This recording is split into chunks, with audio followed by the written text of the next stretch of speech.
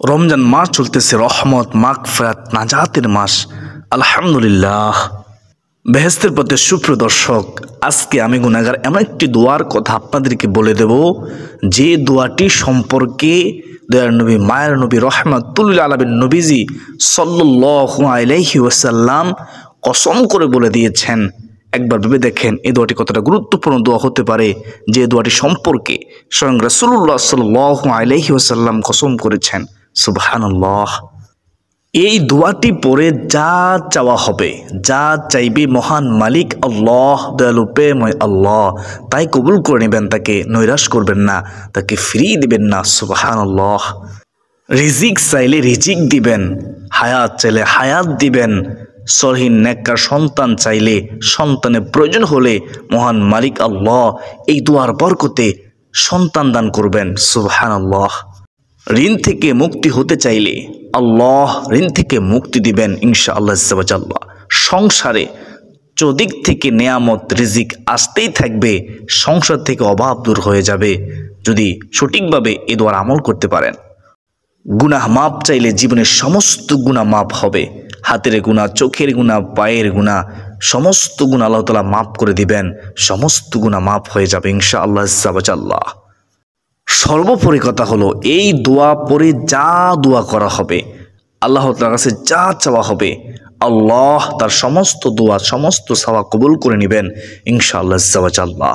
যদি হারাম থেকে বেঁচে থাকতে পারে ওই আমল করনেওয়ালা, ওই নারী পুরুষ কতই না ভাগ্যবান যে রমজান মাসে প্রতিদিন সেহরির সময় কষ্ট করে উঠে উত্তম রূপে ওযু করে 2 রাকাত তাহাজ্জুদ নামাজ পড়ে এই দোয়াটি পড়ে, এই দোয়ার আমল করে আল্লাহর কাছে সাহায্য চায়।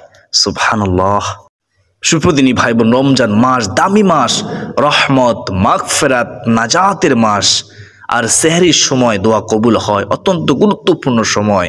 সেহরির সময় ফেরেশতারা দোয়া করে, ওই সময় দোয়া করলে দোয়া কবুল হয়, ওই সময় ফেরেশতারা তার জন্য মাগফিরাত করে। সুবহানাল্লাহ। এর চেয়ে সুসংবাদ আর কি হতে পারে?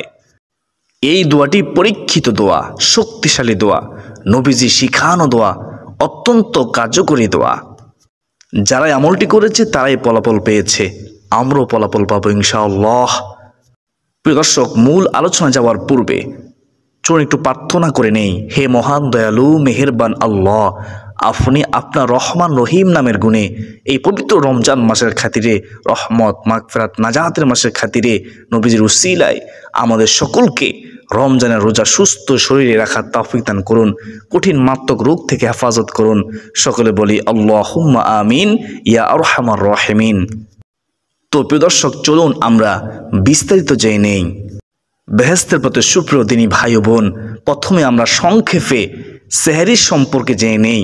দয়ার নবী মায়ার নবী রহমাতুল আলামিন নবীজি সাল্লাল্লাহু আলাইহি ওয়াসাল্লাম কি সুসংবাদ দিয়েছেন, শুনলে অবাক হয়ে যাবেন ইনশাআল্লাহ আল্লাহ।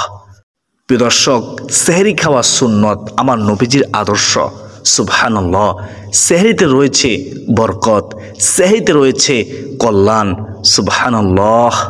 প্রিয় দর্শক, ইহুদি খ্রিস্টানরাও রোজা পালন করত, কিন্তু তারা ভোর রাতে সেহরি গ্রহণ করত না, তারা ভোর রাতে সেহরি খেত না। তাই রাসূলুল্লাহ সাল্লাল্লাহু আলাইহি ওয়াসাল্লাম ভোর রাতে সেহরি খাওয়ার বিশেষ তাগিদ দিয়েছেন আমাদেরকে হাদিসের মাধ্যমে। সেহরি খাওয়ার ফজিলত ও গুরুত্ব হলো, সুপ্রদিনী ভাই বোন, সেহরি পেট ভরে খাওয়া জরুরি নয়, বরং ন্যূনতম 1 ডুব পানি পান করলেও সেহরি আদায় হয়ে যাবে। সেহরি যে পেট ভরে খেতে হবে এমন কোনো শর্ত নয়, ন্যূনতম 1 ডুব পানি আপনি পান করতে পারলেও সেহরি আদায় হয়ে যাবে। হাদিসে এসেছে, রাসূলুল্লাহ সাল্লাল্লাহু আলাইহি ওয়াসাল্লাম ইরশাদ করেন, তাসাহহারু ফাইন্না ফিস সাহুরি বারাকা। সুবহানাল্লাহ। অর্থাৎ তোমরা সেহরি খাও, কেননা সেহরিতে বরকত রয়েছে। ও আমার উম্মত, সেহরি ত্যাগ করো না, কেননা সেহরিতে কল্যাণ রয়েছে। সুবহানাল্লাহ। মুসলিম শরীফের হাদিস। যেহেতু সেহরি খাওয়া বরকতের কাজ, সেহরি খাওয়া কল্যাণের কাজ, উত্তম কাজ, সুতরাং ক্ষুধা লাগুক আর না লাগুক, সেহরি খেতে ইচ্ছা হোক আর না হোক, তবুও সামান্য পরিমাণ হলেও শেষ রাতে ভোর রাতে সেহরির সময়ে খাবার খেয়ে নেওয়া বরকতের কাজ, কল্যাণের কাজ, উত্তম কাজ, মনে রাখবেন। এক্ষেত্রে উদর ভর্তি করে খাওয়া আবশ্যক নয়। যদি কেউ শুধু পানি পান করে, শরবত পান করে বা একটি খেজুরও খায়, তবে কেউ এই বরকত থেকে বঞ্চিত হবে না। সুবহানাল্লাহ, সুবহানাল্লাহ। অন্য হাদিসে রাসূলুল্লাহ সাল্লাল্লাহু আলাইহি ওয়াসাল্লাম বলেছেন, ও আমার উম্মত শুনো, সেহরি খাওয়া বরকতের কাজ, সেহরি খাওয়া কল্যাণের কাজ, উত্তম কাজ। সুতরাং তোমরা তা পরিত্যাগ করো না। তোমরা সেহরি খেও, তোমরা সেহরি ছেড়ে দিও না। ও আমার উম্মত, এক ডুব পানি দিয়ে হলেও সেহরি করো।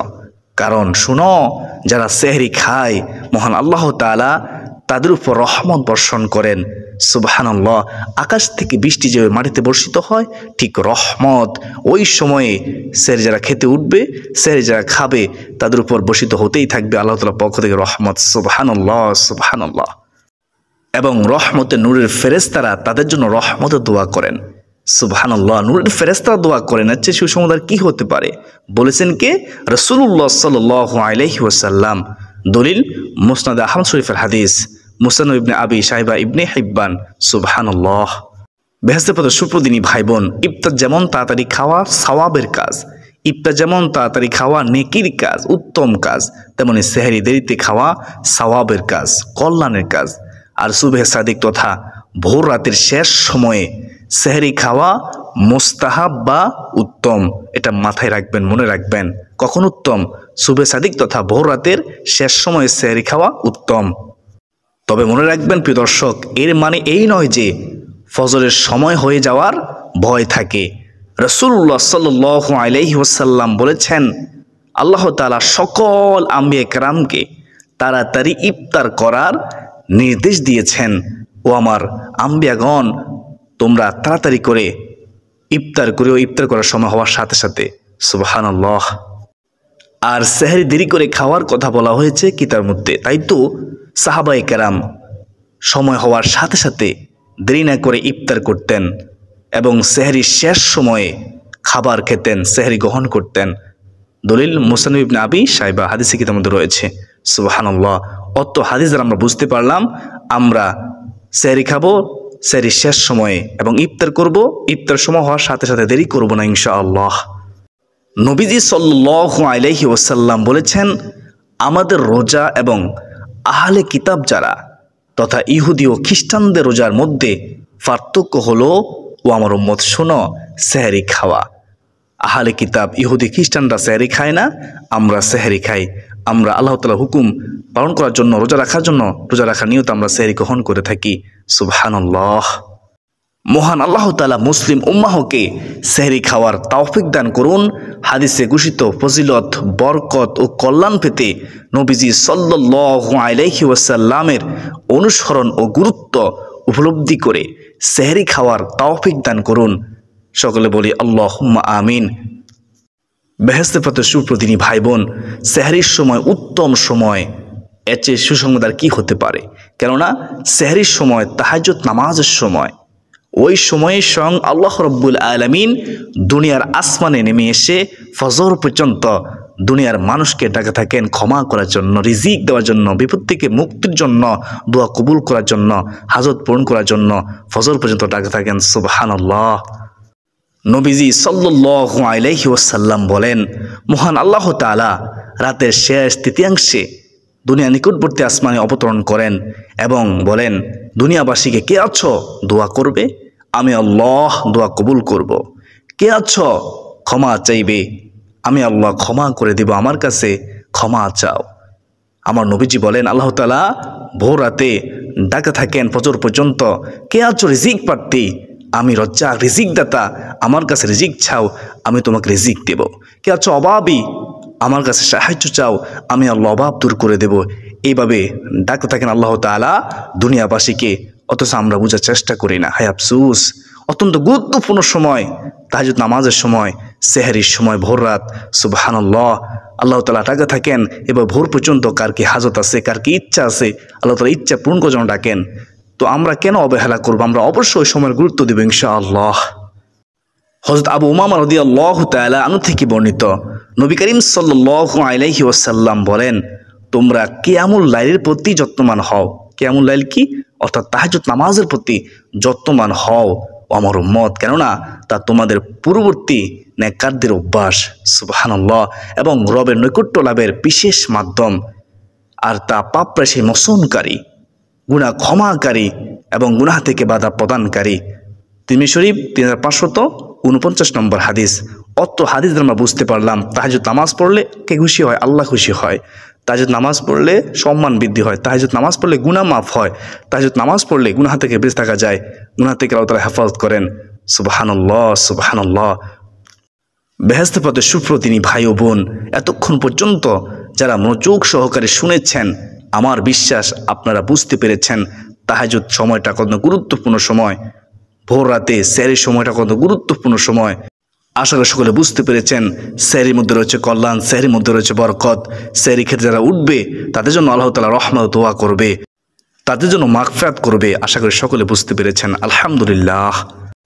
তো প্রিয় দর্শক, এখন শুনুন কিভাবে এই দোয়াটি, যে দোয়াটি সম্পর্কে নবীজি কসম করে বলেছেন, এই দোয়াটি তাহাজ্জুদ নামাজ শেষে 10 বার পড়বেন মোহাব্বতের সাথে, এবং কীভাবে তাহাজ্জুদ নামাজে সেজদায় দোয়া করবেন ইনশাআল্লাহ। সম্পূর্ণ নিয়ম কারণ আমি গুনাহগার বলে দিচ্ছি, মনোযোগ সহকারে শুনুন। মনোযোগ সহকারে না শুনলে কিছুই বুঝতে পারবেন না, আমলও করতে পারবেন না। তাই অনুরোধ করব মনোযোগ সহকারে কষ্ট করে শেষ পর্যন্ত শুনে থাকুন।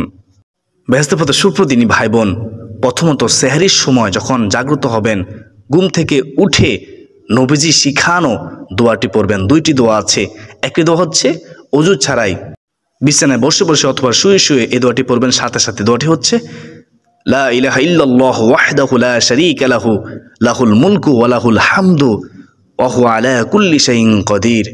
সুবহানাল্লাহি ওয়ালহামদুলিল্লাহি ওয়া লা ইলাহা ইল্লাল্লাহু ওয়াল্লাহু আকবার ওয়া লা হাওলা ওয়া লা কুওয়াতা ইল্লা বিল্লাহ। তারপর বলবেন আল্লাহুম্মা গফিরলি। এটা হচ্ছে উত্তম একটি দোয়া। এই দোয়া পরে যা দোয়া করা হবে, নবীজি বলেছেন সমস্ত দোয়া কবুল করা হবে। সুবহানাল্লাহ। তারপরে আরেকটি দোয়া পড়বেন, মাসনুন দোয়া, যে দোয়াটি নবীজি সবসময় পড়তেন, আলহামদুলিল্লাহিল্লাযী আহইয়ানা বা'দা মা আমাতানা ওয়া ইলাইহিন নুশুর। তো দোয়া পড়ার পরে তারপর আপনারা ইস্তেঞ্জার প্রয়োজন হলে ইস্তেঞ্জা করে নেবেন। তারপরে উত্তম রূপে মেসওয়াক করবেন। অবশ্য মেসওয়াকের গুরুত্ব দিবেন। আমার নবীজি সবসময় ঘুম থেকে জাগ্রত হওয়ার পরে মেসওয়াক করতেন। মেসওয়াক করলে দাঁতের মাড়ি শক্ত হয়, দাঁতের অনেক রোগ দূর হয়, মৃত্যুর সময় জবানে কালিমা যায় থাকে। মেসওয়াকের গুরুত্ব দিলে মেসওয়াক করা আমার নবীজি আদর্শ সুন্নত। মেসওয়াকের অনেক উপকারিতা রয়েছে। তো উত্তম রূপে মেসওয়াক করে নেবেন। তারপরে উত্তম রূপে ওযু করে নেবেন। ওযুর সময় তাড়াহুড়ো করবেন না। অনেকে তাড়াহুড়ো করেন, যার কারণে পশম শুকনো থেকে যায়। একটি পশম যেন শুকনো না থাকে, অবশ্যই খেয়াল রাখবেন যেন প্রত্যেকটি ফসলের গুঁড়ো করে পানি পড়ছে, তাহলে উত্তম ওযু হবে। তারপরে নামাজ পড়ে নামাজ কবুল হবে, অন্যথায় নামাজ কবুল হবে না। ওযু ছাড়া নামাজ হয় না। তো উত্তম ওযু করার পরে সুপ্রতিনি ভাই বোন, তারপর তাহাজ্জুদ নামাজ পড়বেন কমপক্ষে 2 রাকাত। আপনি চাইলে বেশিও পড়তে পারেন, 2 রাকাত করে 4 রাকাত, 6 রাকাত, 8 রাকাত আপনি পড়তে পারেন। তবে কমপক্ষে রমজান মাসে, রহমত মাগফিরাত নাজাতের মাসে যখন সেহরি খেতে উঠবেন, উত্তম ওযু করে 2 রাকাত নামাজ আদায় করার চেষ্টা করবেন। ছাড়বেন না কখনো। অত্যন্ত দামি একটি সময় সেহরির সময়। তাহাজ্জুদ নামাজের নিয়ত হলো আমি আল্লাহ তাআলাকে সন্তুষ্টি করার জন্য 2 রাকাত তাহাজ্জুদ নামাজ পড়ার নিয়ত করলাম। আল্লাহু আকবার। এভাবে সহজে নিয়ত করে নেবেন। অনেকে কঠিন মনে করেন। মনে রাখবেন, নিয়ত তো সংকল্প করা, ইচ্ছা করা। মনে মনে সংকল্প করলে হবে, মুখে উচ্চারণ করলে হবে। আপনি আরবিতে নিয়ত করলে হবে অথবা বাংলাতে করলে হবে। নিয়ত আরবিতেই করতে হবে এমন বাধ্যবাধকতা নেই। আমি আবার নিয়তটি বলতেছি বাংলাতে। আমি আল্লাহ তাআলাকে সন্তুষ্টি করার জন্য 2 রাকাত তাহাজ্জুদ নামাজ পড়ার নিয়ত করলাম। আল্লাহু আকবার। এভাবে নিয়ত করে নেবেন। নিয়ত করার পর আল্লাহু আকবার বলে হাত উঠাবেন। তারপর হাত নামিয়ে হাত বাঁধবেন। মহিলারা বুকের মধ্যে হাত বাঁধবেন, পুরুষরা নাবেন নিচে হাত বাঁধবেন। তারপর সানা পড়বেন, সুবহানাকা আল্লাহুম্মা ওয়া বিহামদিকা ওয়া তাবারাকা ইসমুকা ওয়া তাআলা জাদ্দুকা ওয়া লা ইলাহা গায়রুক। সানা পড়া হয়ে গেলে তারপর আউযু বিল্লাহি মিনাশ শাইতানির রাজিম ও বিসমিল্লাহির রহমানির রহিম সহকারে সূরাতুল ফাতিহা পড়বেন। তারপর সূরাতুল ইখলাস 3 বার পড়বেন। মনে রাখবেন, নির্দিষ্ট কোনো সূরা নেই, তবে আপনি চেষ্টা করবেন সূরা ফাতিহার সাথে প্রতি রাকাতে সূরা ইখলাস 3 বার করে পড়ার জন্য। বিসমিল্লাহির রহমানির রহিম কুল হুয়াল্লাহু আহাদ আল্লাহুস সামাদ লাম ইয়ালিদ ওয়া লাম ইউলাদ ওয়া লাম ইয়াকুল লাহু কুফুয়ান আহাদ। এই সূরাটি প্রতি রাকাতে সূরা ফাতিহার সাথে 3 বার পড়বেন। আশা করি সকলে বুঝতে পেরেছেন। তো যখন সিজদায় যাবেন, তাহাজ্জুদ নামাজের সিজদায় গিয়ে আপনি প্রথমত সিজদা তাসবিহ পড়বেন।